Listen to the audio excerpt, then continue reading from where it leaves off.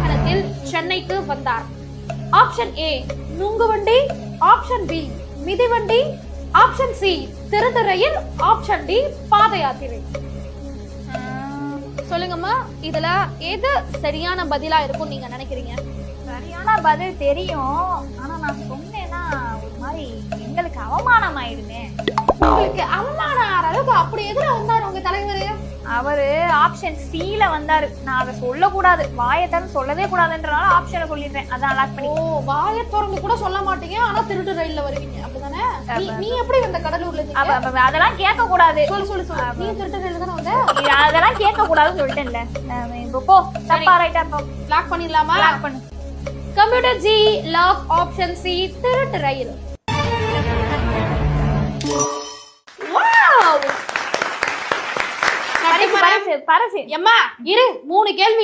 மக்களே, இதெல்லாம் நியாயமாங்க? ஒரு முதலமைச்சர் வராருன்னு சொல்லி காவாலமாங்க மூடுவாங்க. கைஸ், அப்படி என்ன ஆச்சுன்னு சொல்லி பாத்தீங்கன்னா, நாளைக்கு February 4 நம்ம திண்டிவனத்துக்கு மாண்புமிகு முதல்வர் வராரு. மக்களே, எதுக்கு கேக்குறீங்க? வாங்குற சம்பளத்துக்கு. நம்ம திண்டிவனத்துல இருக்க எல்லா அரசு ஊழியரும் இப்பதான் நான் வேலை செஞ்சே பாக்குறேன். ரொம்ப பரபரப்பா இருக்குது மக்களே நம்ம திண்டிவனம். ஒரு பக்கம் பாத்தீங்கன்னா புதுசா ரோடு போடுறாங்க. நம்ம திண்டிவனம் பஜார்னாலே ரொம்ப டிராபிக்கா இருக்கும். அந்த டிராபிக்கையே பிளாக் பண்ணிட்டு ரோடுல ஓட்டைய போடுறானுங்க. தீர்த்தகுளம் பிரிட்ஜே பாத்தீங்கன்னா வேற லெவலா இருக்குது. வருஷ கணக்கான கூட இங்க இருக்கிற குப்பையே அள்ள மாட்டாங்க.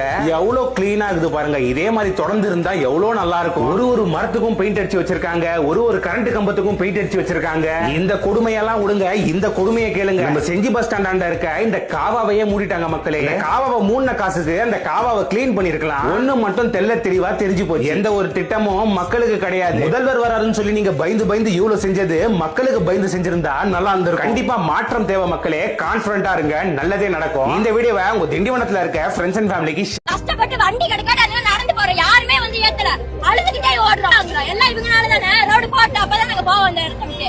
இந்த மாதிரி ஸ்கூல் விட்டு போகும்போது 7 மணி ஆகுது வீட்டுக்கு போகும்போது, பின்னாடி 4-5 பயலுங்க வண்டியிலே வந்து டெய்லி வம்பிழுத்திட்டு இருக்காங்க. டெய்லி பனிஷ்மெண்ட், லேட்டா போய் டெய்லி பனிஷ்மெண்ட் வாங்குறது எங்களுக்கு தேவையா? 9 மாசம் ஆச்சு பஸ் வந்து. நாங்க டெய்லி நடந்துதான் போறோம். நாங்க டெய்லி வண்டி மறிச்சு வண்டி கிடைக்காட்டி அன்னைக்கு நடந்தே போனோம். யாருமே எதுவுமே கேட்கல. பார்த்து சிரிக்கிறாங்க ரோட்ல. எல்லாரும் அழுதுகிட்டே நடந்து போனோம்.